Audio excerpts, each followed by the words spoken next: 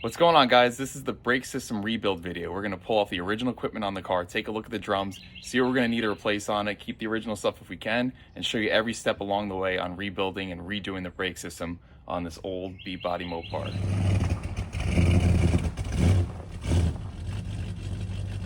All right, guys, so in continuing with working on this car, we're going to pull off the rear wheels first, and unfortunately it looks like our belted Mach 2 tire on the passenger rear has actually died on us since coming into the garage. So we're going to steal one of these road wheels, not to be confused with the Magnum 500s from Ford. A lot of people call them this, but technically this is a road wheel for you Mopar nuts that want to know the right stuff. So this road wheel we're going to slap on here, but not yet, because we need to pull off this wheel and tire, get it out of the way, and expose the original drums, because I believe we can get these things resurfaced and be able to still use those, because I would prefer that they've got the original fins around the diameter of the outside of them, which look a lot cooler than the ones I was able to get from O'Reilly's, which are just a smooth finish. So let me show you what we got going on. So what I've got over here in these two piles is everything we should need to do this job pretty much. I've got new brake drums for both the rear, the front, got new shoes.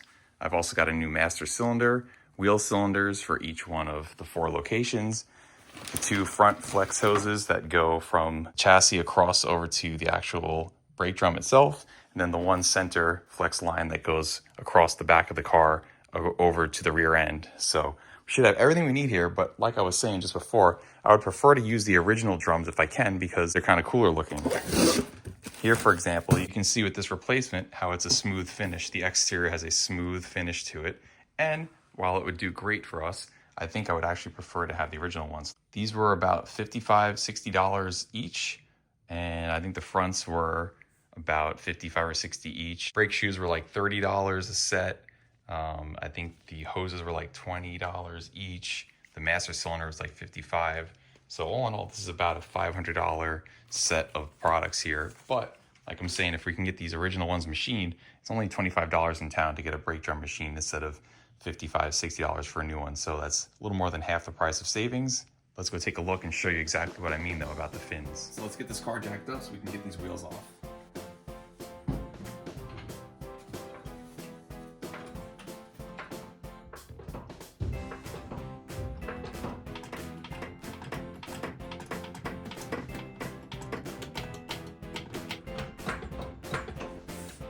These are a 3/4 inch lug nut, and classic mistake in my excitement, I forgot to crack these free while the car was down, so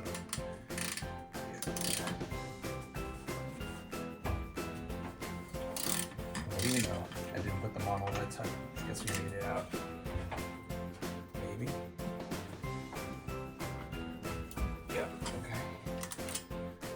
We're gonna be able to do this after all. But normally, yes, this is a faux pas. Should have cracked these free while the car was on the ground. I am excited. I've been wanting to get these brakes done here for the last few weeks. Things have just been a little bit busy, and I'm finally back around to getting this done. Got a little man sleeping right now, so I'm not trying to wake him up for the impact, so we're just going slow. The quieter, softer old school way.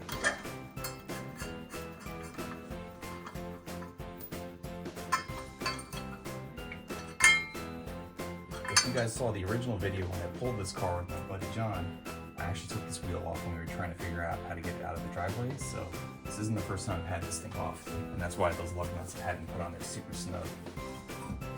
These are the original rally wheels to the car, and these are the original drums. So now you guys are going to notice some really cool details about these being original. The first thing that pops out to you, if you haven't noticed this before, is this red paint. The rest of it obviously has worn off over the years from surface rust, but this mating surface on the back side of the wheel right here was somehow in this area between where this was laying on this, protected that original red paint. And this is something that was done from the factory. The guys would take a brush and just hand swap on some red paint. And here you see it on this original bulletin. Apply a 2-inch paint band from the edge of the drum towards the center with enamel paint. Styled wheels only, such as the rally wheels on our car or the road wheels. And it says to not get it on the studs. They wouldn't come all the way over to this area typically, but you can see they got a little bit of overlap. You can actually see a little bit of red on this one stud right here. And yeah, it's really kind of cool. So what I wanted to do, for one, keep these original because it's just cool to have the original stuff in the car. Two, you can see that these are finned like this in the factory to help with cooling, because each one of these little fins that sticks off gives another little area of surface area for heat to dissipate away from the drum. And yeah, I don't know, it's just really neat. I just think it's just super neat like that. So as you see over here, these replacement ones are smooth in finish, and while they would work ideally just as well in function, and they look nice and all, I like the originality of this stuff. And I'm not a huge numbers matching original kind of guy, but there's just something about how original this car is that I just don't want to deviate from its originality any more than I have to, because it's just... All right, they're coming off nice and easy. Good sign. And it actually looks like a lot of the hardware in here is in really great shape. That's awesome to see. Those wheel cylinders aren't leaking. They may not have any brake fluid in them anymore though, which is more than likely. Nothing is totally rusted and rotted out here. Even the flange here on the outer axle portion is just still in clean metal. It's just wild to see how great of shape it is. Here, looking on the inside of the drum, this is what I'm talking about here. This meat, this portion here, where that brake shoe, this part here, presses up against this as they push out. So this brake shoe and this one over here is going to push out when the hydraulic fluid passes through that wheel cylinder, and it's going to expand them, pushing here, creating friction and helping the car stop. And when this wears out, this inner area here on the inside of the brake drum, then you can only machine it so far down until it's actually unmachinable anymore and unsafe, because it can crack and bust apart. So they'll have to measure this here and make sure that there's enough meat to still resurface these. Looking at it right now, I couldn't tell you one way or the other, but they don't really appear to be in too rough of shape though. Their wear marks and the grooves and everything in them, really not all too bad. So I'm really hoping, guys, that I could get these things resurfaced and reuse them, because these things are way cool and an original piece to the car. That machine surface right there where that brake shoe rides is actually still in really good shape. There's not a lot of major scarring and gash marks in it, so that looks pretty good. And what I'm going to do right now with my own micrometer, let's go ahead and test and see how thick this thing is. I don't know how much it should be. Usually it's stamped here onto this lip, but it's so worn out I can't tell. But I could probably compare it to the new one over there and see. So let's see what we get. Zero it out. Make sure that we're all the way zeroed. And grab us a measurement here. All right, well, it looks like it's about it was at about 5.4 on that reading. So let's go check the new one. You could see here on the new one, it's stamped right here in the face of it saying the max diameter is 279.4 millimeters. So they would be measuring this thing across from one side to the other for the diameter. The way I'm going about it is a different way, but it's still getting us somewhere close. I was at roughly 5.4 millimeters with the original one before. Oh yeah, this new one is at 5.29, 5.3. So if anything, there's a little bit of surface rust on the other one, making it stick out a little bit more. So it looks like to me there's enough meat on that original one. We should be able to be good here and not have to use these replacements. So that's really exciting. I'm stoked because, yeah, like I said, I want to use these bad boys. And another note as well, these drums are 11-inch drums from the factory. So these are the larger of the two diameters that you could have gotten. That's measured from inside to inside of the mating surfaces of where the shoes will ride. So you can see here, 11-inch drums. Some cars came with 10-inch drums for the rear. These have the upgraded heavy-duty 11-inch for the Super B, and the fronts are 10-inch drums up there. Let's go take a look at our brake shoes and compare them to the new ones.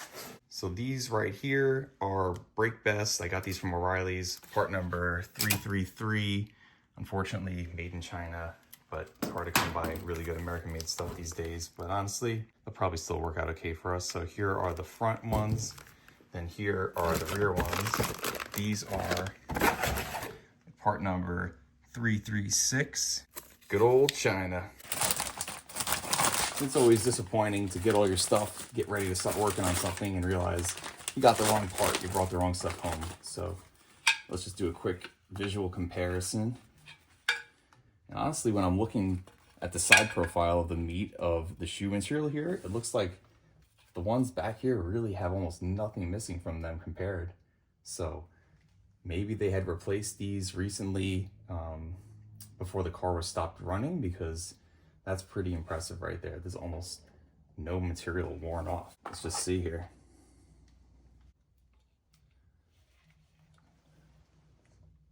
So a new shoe's got roughly 4.6 millimeters of stopping material on there. Here, it's got the same. So yeah, these things are like not even worn out. So that's pretty cool. So let's see, you'll have these notches up top for where it's gonna mate into the wheel cylinders.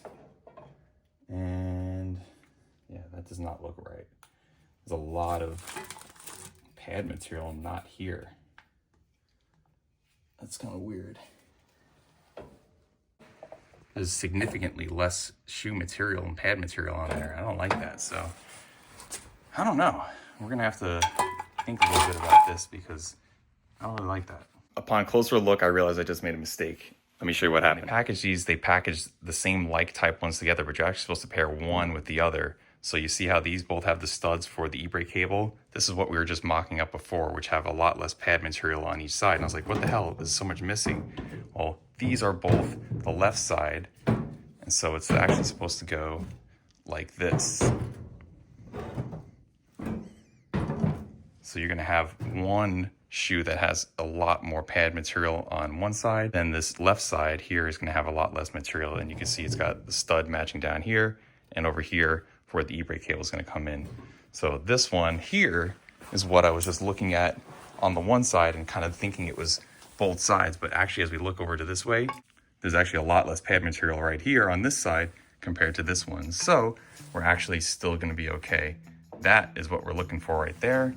But yeah, that's why I always make these checks, you guys. You never know, right? You just gotta be sure and be thorough. So though these original shoes do look like they've got a lot of life left in them, there's some gouging and scratching in them, and we may as well start off with a new set. All right, so we've got that all sorted through. We checked out our pads, looking like we're good here on this drum. Let's go over to the passenger side and see what that side's looking like. And I actually just found what I was telling you guys before. The max diameter listed out on the factory one is 11.090 inches.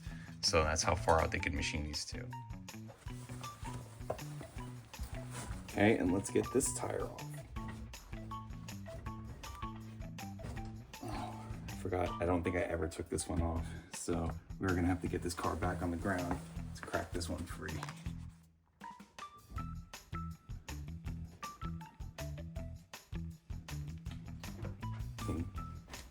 Continue breaking it free, and that's the first time this one here has been cracked free since it's probably the 80s. And for anyone that's not familiar with this car, I got this from the original owner's family. They had this car since it was purchased new from Royal Dodge in Fayetteville, North Carolina. This car was parked in like 89 or 90 in the driveway that we pulled it out from, and just getting it back on the road. Super low original miles on the car. It's a 71 Charger Super B. This thing's rare and super, super freaking cool. Oh, come on. There we go. So make sure you guys check that out if you haven't seen those episodes, because this thing fired back off as if it hadn't skipped a beat.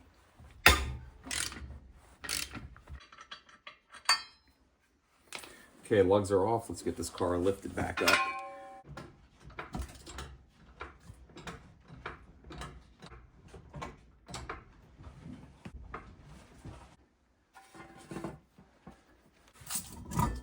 All right. Here on the inside of this wheel, some red paint. So that's pretty cool to see right there. And once again, we see on this face right here, and here on this face, same thing, that original red paint that was swiped onto there. Max diameter 11.090 inches, and coming off super easy. Really clean, really clean. That's so cool to see. Definitely a lot of pad material still left on these shoes. The inside of this brake drum also still in really great shape. This is gonna be awesome. See where we are on these shoes.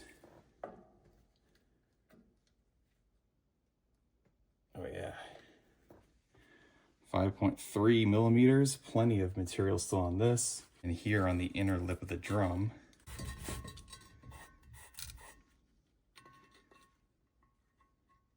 yeah guys, 6.02 millimeters. So plenty of material on this drum as well. Even appreciate just the inside of the wheel well and how you can see that original factory undercoating that was sprayed, and how where it's sprayed out, probably from a lower angle, sprayed like this, it hit underneath these lines, but actually didn't coat this area right here. You can see some of that B5 paint.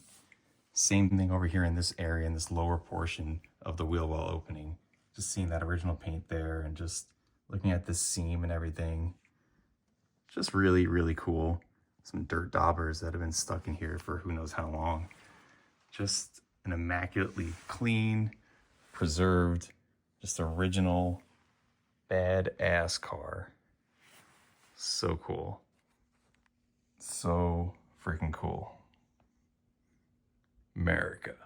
All right, so let's get these drums loaded up in the truck and take them to the machine shop.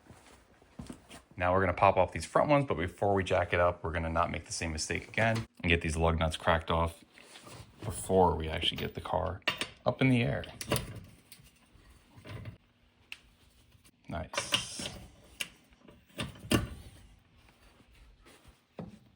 I just love when things just fit too. Like, look at that. Perfect. Just enough to not scratch the center cap of the rally wheel. Hell yeah. Okay, that one's loose. We'll go ahead and get the other side and then get this thing jacked up. Okay guys, let's get our front end jacked up. Right there under the key frame.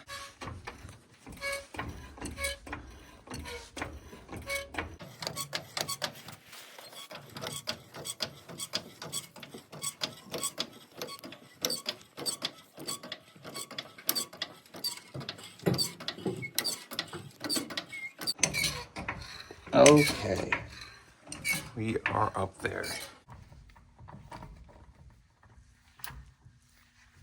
Okay, final lug nut coming off.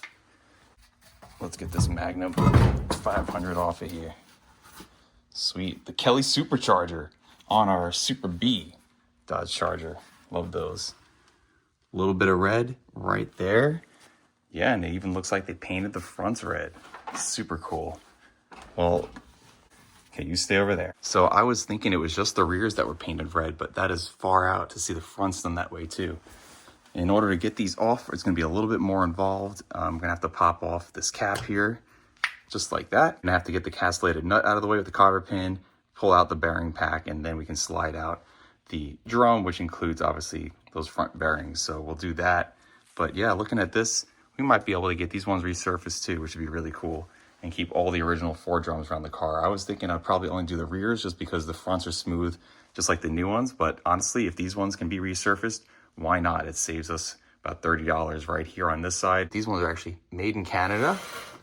Now we've got some Canadian friends here watching, and we can also see it's like a KH86768-4, and the max diameter, it looks like it says 11.090, but pretty sure these are 10-inch front drums, not 11s, but I guess we'll find out here when we pop it off.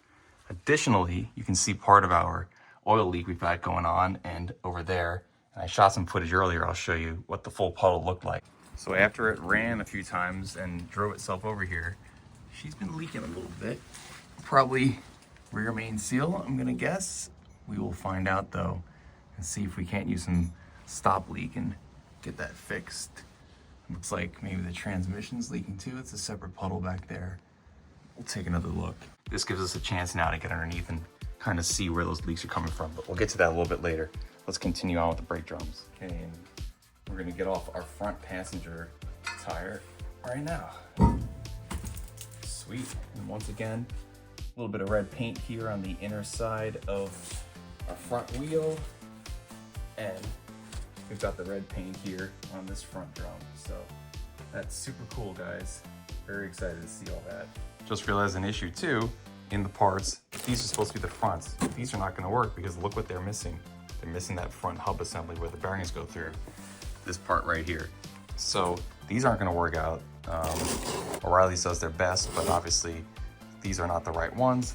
Either way though, I'm pretty sure we're gonna be able to, based upon what we've seen so far on the rear, reuse these front ones, so we should be good anyway. But let's get this popped off. All right, looks like there's still some grease packed here in the bearing, so that's good. We're just gonna kind of clear a little bit of a path to this bearing and retaining nut. Get this cotter pin out of the way. This is a pretty big one. There we go. Okay, cotter pin is out. Sometimes, like I said, you just gotta fight getting this thing corrected back to the right shape. Get off this castellated retaining nut cover, which you can see right here. All those little castellations help locate a slot for you to get your cotter pin put through. And I'll show you guys when we go put this thing back together, but you've got to set the preload properly on this thing. You can't have it too tight or too loose, or else you're gonna hurt your bearings. And I'll show you how we do that in the later part of this video or on that next video. It's definitely some old grease.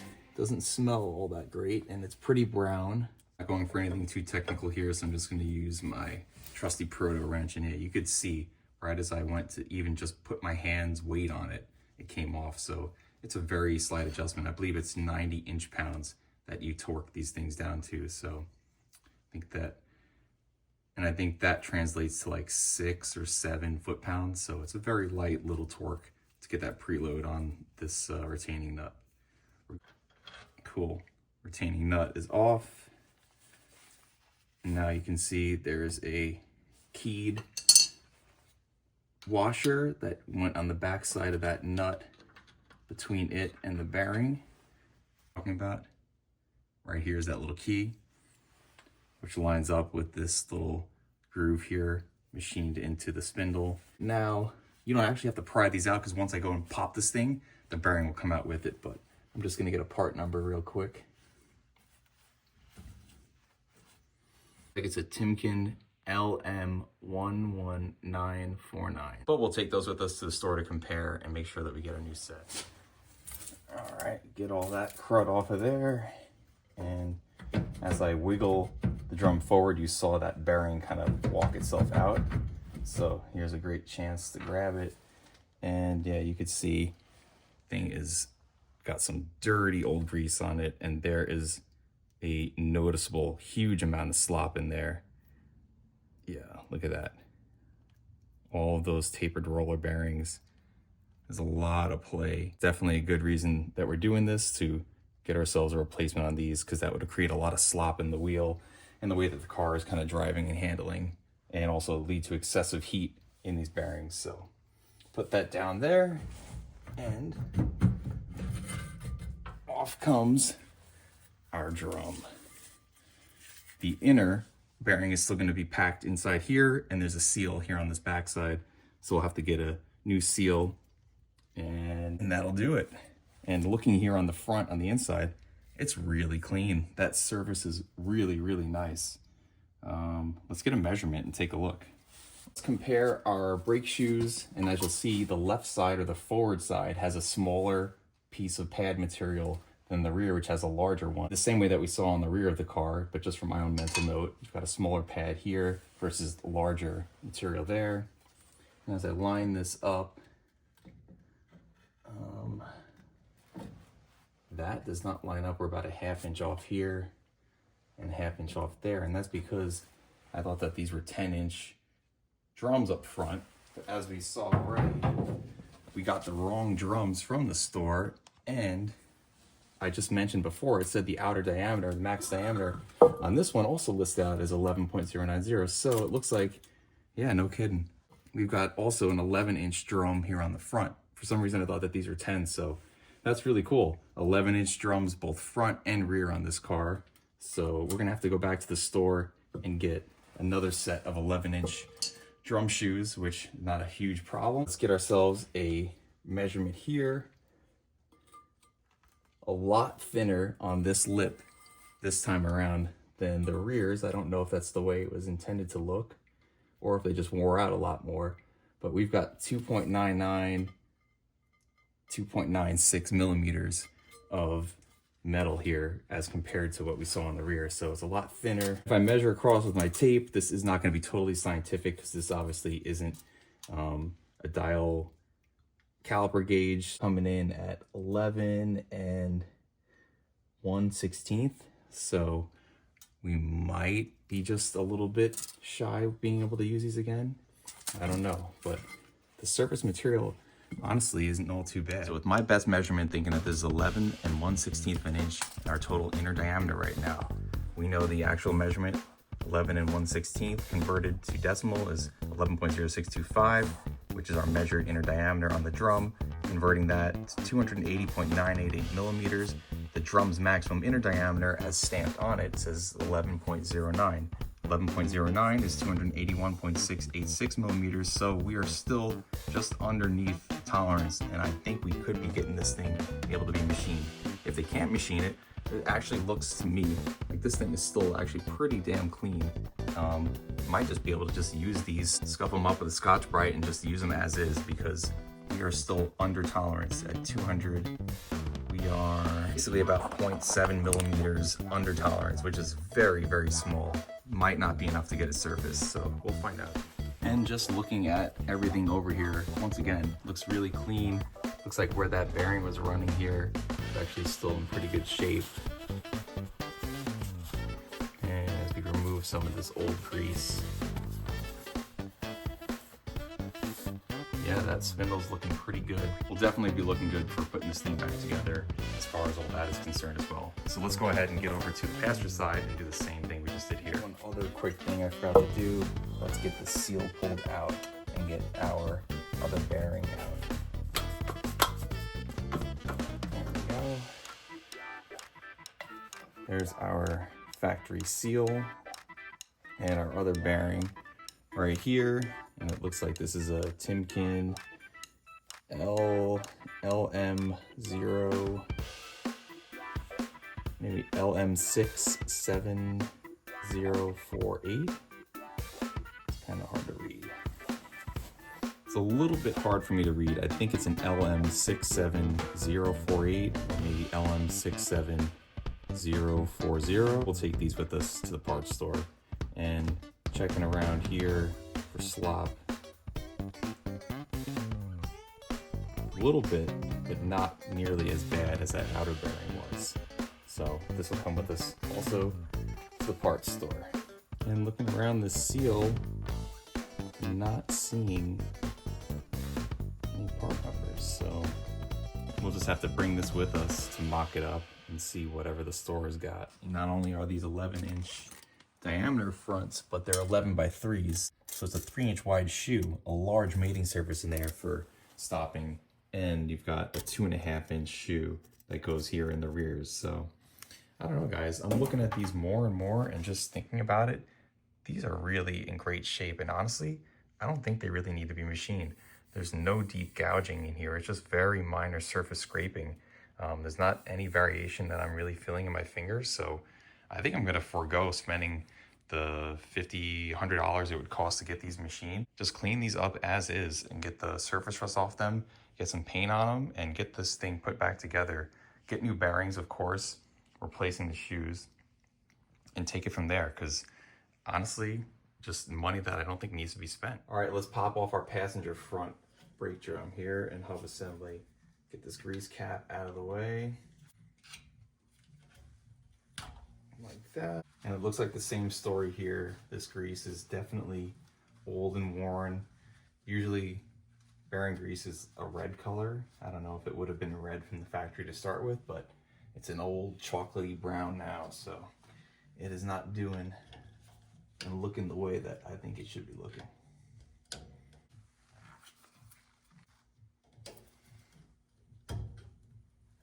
Okay, I get this little castellated retainer cap off. Okay, and now to take off our retainer nut, just barely on there. Yep. Cool. That's off of there, and we'll see this bearing start to walk out. If you guys can see that or not. Right there, China. So these ones were replaced, but the driver's side was the original Timken. That would have been factory original to the car. All right, let's get this drum off.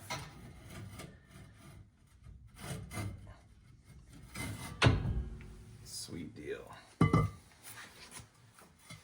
And looking on the inside of this one, it's also still in really good shape. Nice. Not any glazing going on, so it's not like super shiny, which tells you it would have gotten excessively overheated. It's not blue from getting overheated. There's no ridge here at the end. It's still kind of a nice matte sort of metal finish. There's no like ridges and high and low spots. Honestly, like I said for the other one, I think I'm just going to take a little bit of Scotch-Brite and clean these things up and put them right back on. These things look awesome. And I'm reading on these wheel cylinders, it says what I think I'm reading looks like an Hagner, Hagner, Lockheed, made in USA. So these are probably the original wheel cylinders on here still. All right, let's get this other seal out. Nice. And it's pulling out the old bearing with it. Timken LM67848 or 840 or 040, kind of like we were looking over there before. So sweet deal. I wonder if that writing on there is original from like factory assembly, putting that numbering there on that shoe.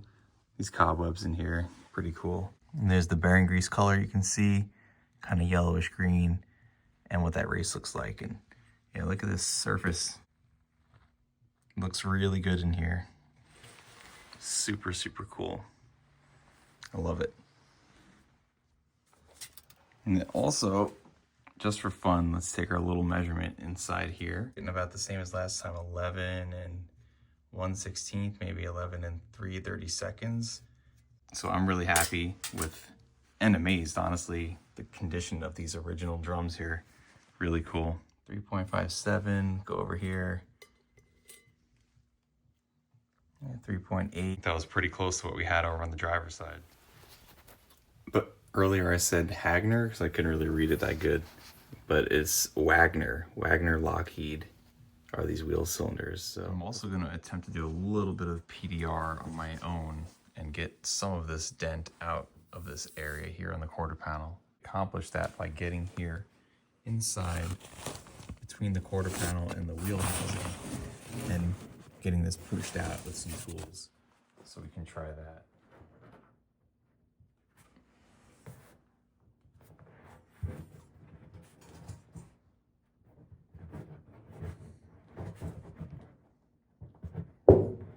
There we go.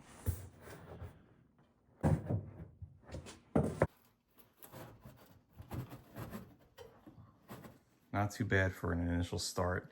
Obviously, as we shine the light a little bit closer, you can see that I created little peaks on the inside, which I'm gonna have to hammer and dolly out. But when you pull away, it kind of blends into the overall matte patina on this car. And there's other little dings and dents all over this car anyway. It's honestly not too bad. Not bad at all. I'm also gonna attempt to do a little bit of PDR. Not bad at all. Time to get back on it, and look who's out here waiting in the garage for me. What are you doing? You wanna work on the Super Bee with me? Okay, let's get you back out here where you belong, little buddy. There you go, have fun. All right guys, so even though it looks like I have a killer yard sale or lemonade stand going on here, what I've actually got is, drum roll, we're gonna clean up these drums right now. I'm gonna go ahead and resurface them just on the outside. I'm gonna leave the original paint that you guys can tell I'm super excited about, but everything else here that's got all the surface rust, we're gonna buzz off and then get these ready to be painted and take it from there. So what I've got here, got a drill with a couple different wire brushes on them. Got some varying grips of sandpaper, some 150, 220, 320. Let's get these things cleaned up, and then I've got some compressed air and also Eastwood's rust encapsulator, Rust-Oleum, and POR 15. They're all really good. People have their favorites. Honestly, I've used all of them. They've all done really great results on cars. So I'm honestly probably just gonna spray on the black Rust-Oleum just because it's really quick to get a black coat on the outside of it.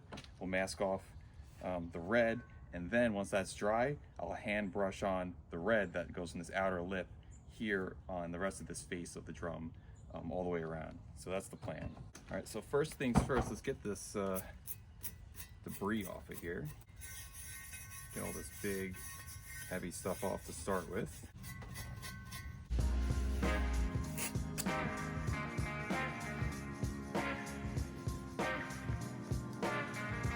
I know this might seem kind of dorky to some of you guys and maybe a waste of time, but I don't know, I'm just kind of dorking out here myself because I just like the originality of things. With this car in particular, it just feels like I don't want to disturb anything that is left on it original. I don't have to because it's kind of cool, like that original paint that was factory painted on by some worker back in '70 when they put this car together. It'll never be done again, so I'll leave that little bit on there as a memory of this car's originality. All right, now we are masked off.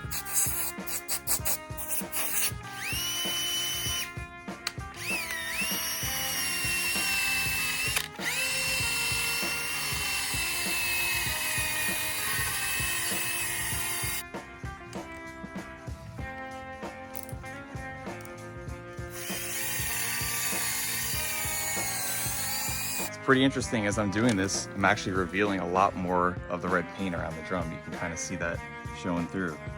Not enough to where I'm going to leave it though. I'm still going to paint it back, but that's kind of neat to see right there.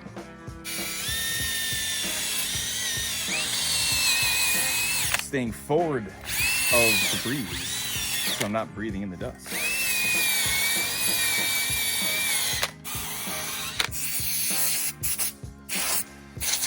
Now I'm very lightly with some 220 going around the inside of the mating surface where the shoes are going to contact.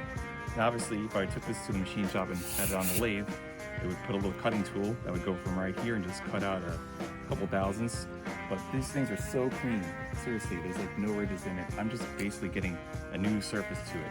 And once again, ways that we would know that these drums were bad, if we had glazing, meaning that the metal was super shiny, it looked almost like glass because it got so hot, it like kind of melted the top layer of the glass.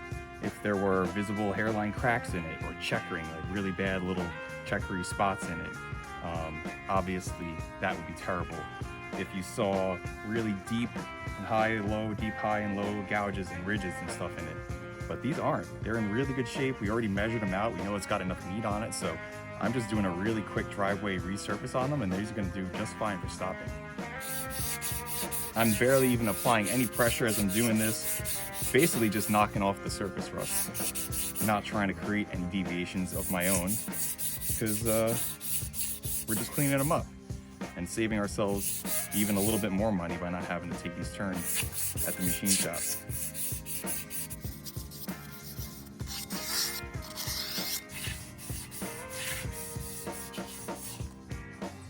Okay, so now you can see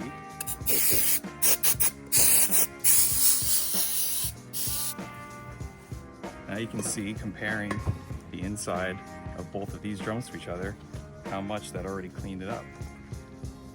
Pretty cool, huh? We've got that right there compared to that. So now we'll get this one cleaned up in the same fashion. Okay, now I'm getting the final finish down in between each one of these fins, and then we'll give it a little clean off and get some black paint on here.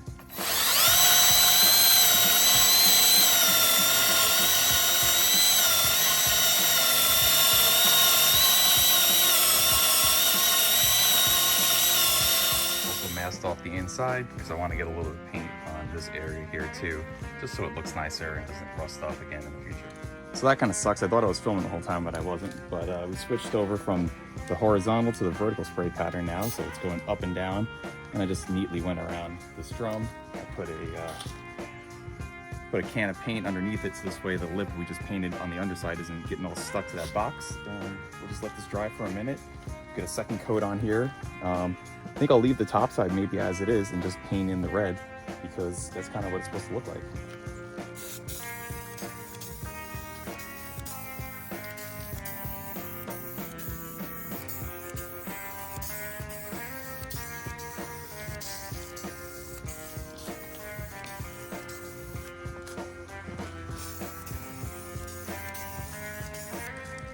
That looks pretty good. So now what I'm also going to do is apply my red. This caliper red, had for many years, but it's just some basic enamel, and I'll brush it on with a little chip brush. and get it on just like the factory did, and this drum will be pretty much ready to go. Hey, I opened this earlier and kind of stirred it up and then put it in the house to warm up, because if you got old paint sitting in your garage and it's super cold, it doesn't really like to flow all that well. But you can see we still got some vitality in here, and this is what we're going to use right now to paint this on. So let's just do it like the factory. Nothing too scientific, just getting it on there. One thing though, I'm noticing it's kind of not sticking too great. I need to get a little bit of degreaser up here, clean off. Little parts cleaner.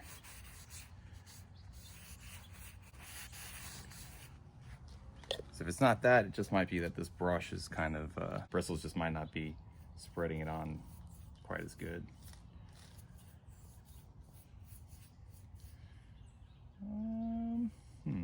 Yeah, it looks like it's going on a little bit better over there. That looks a little bit better. So yeah, let's get this wiped off real quick and clean off the whole side. Should have done that from the beginning.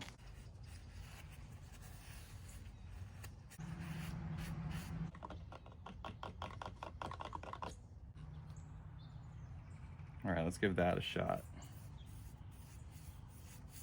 That seems to be a lot happier. Cool.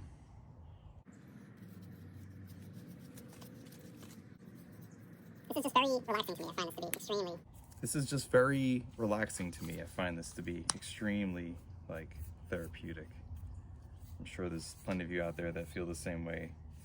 Just simple stuff like this, working on cars. Taking old stuff, bringing it back to life. This is just fun.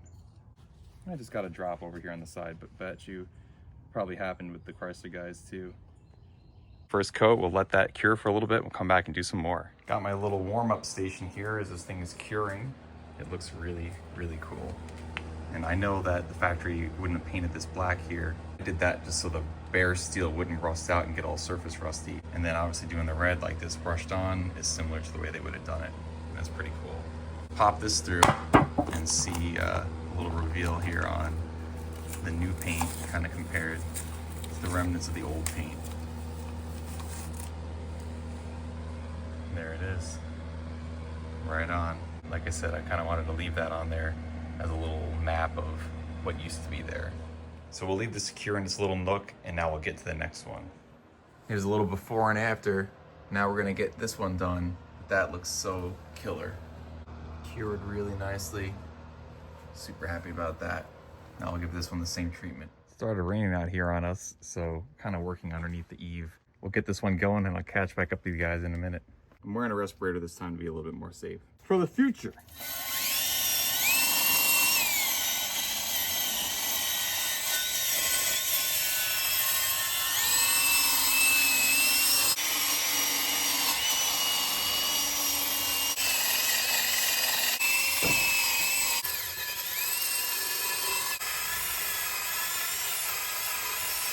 All right, well that cleaned up pretty nice. Let's go ahead and get some black paint on this bad boy. All right, I just wiped everything down, sprayed everything off, ready to shoot.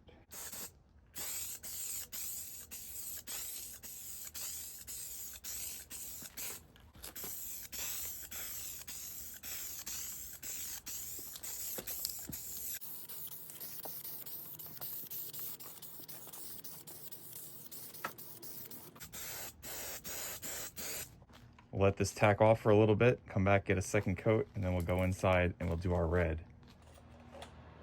Okay guys, let's get this other drum painted up, factory style.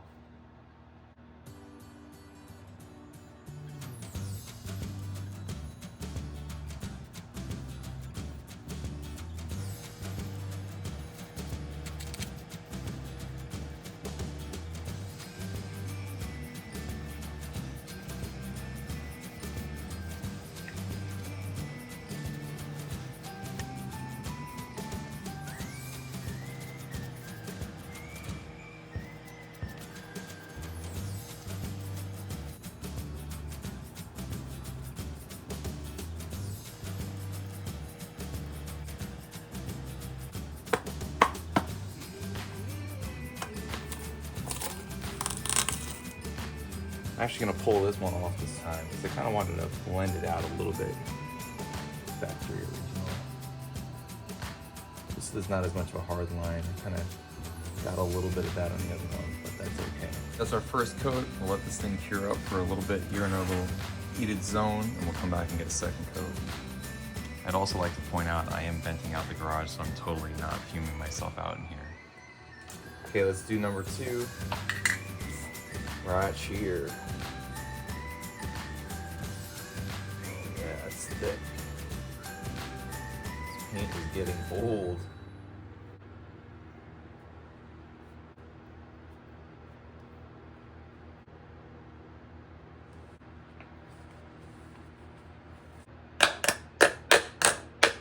Okay guys, glossy and beautiful. We'll let this cure overnight. We'll come out and check these out in the morning. Heck yeah. How cool is that? Hell yeah. Okay guys, round 2. We're out here to do these front drums. Same thing that we did on the rears. We're gonna go ahead and get these outsides cleaned up and protect the inside from getting stuff in there. Resurface a little bit with some sandpaper on our shoe mating surface, and that's it. These things should clean up really nice, just like the rears. I'm gonna mask off where the races and the bearings go.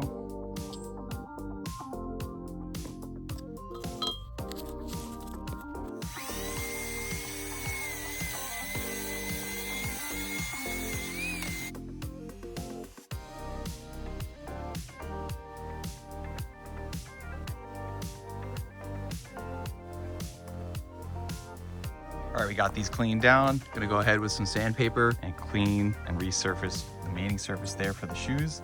And then we're gonna spray some paint. Okay, sanded that down. It's really good. Now let's get this one. All right guys, got this one cleaned down too. Looking pretty damn good. Spray off the back lip first, and then we'll flip them over and get the top side.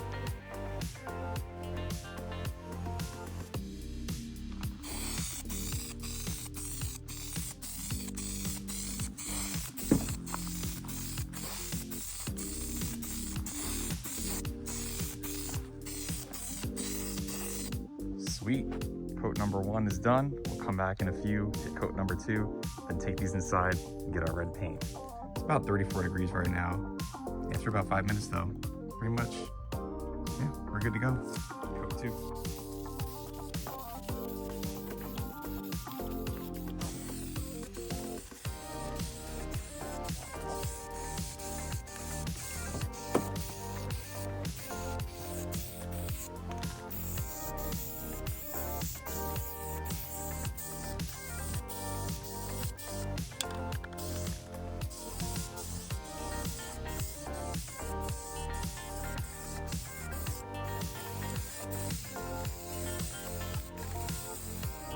Sweet. Cool, let's go inside. Well, I think it's time to retire this old can. Not lively anymore. Luckily, I got a new one right here. So let's give this a shot. Oh yeah, about the same color, so that should work good.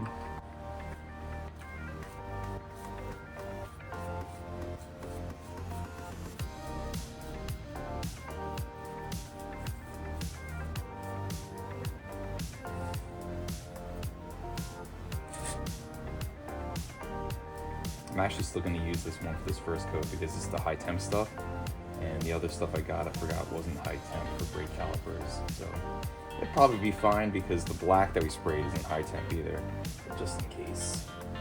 Good. Cool, coat number 1 complete. Coat 1 is nice and tacked up, looking good. Let's go ahead now with coat number 2.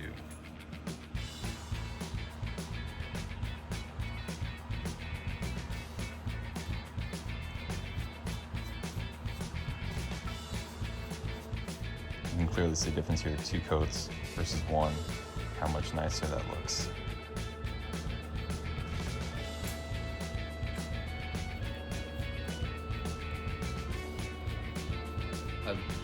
That looks absolutely killer. We'll let these cure here overnight and they'll match up with the front ones, and I am really stoked to just continue on doing this job. I know this episode wound up being a little bit longer, a little bit more involved with this and kind of getting more in depth in painting and doing some other stuff than I maybe originally planned on doing, but I really enjoyed it, and I think you guys did too. So on the next one, you'll see me rebuild all of the hardware in here. We'll get all of the brake components redone, the wheel cylinders, the hard lines, the flex lines, new shoes, bleed the system, master cylinder, stuff like that. Till the next one, guys, I hope you have a good one. We'll see you there. Sleep tight. Don't let their stellium bite.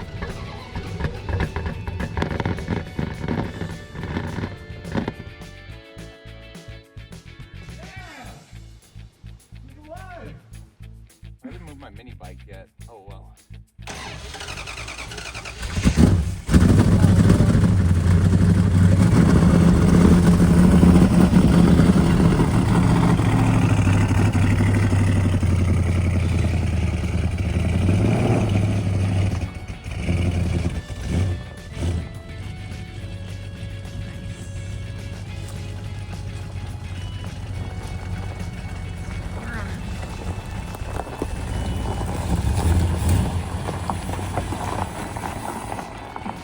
Alright, coaster in. It's a little smoky.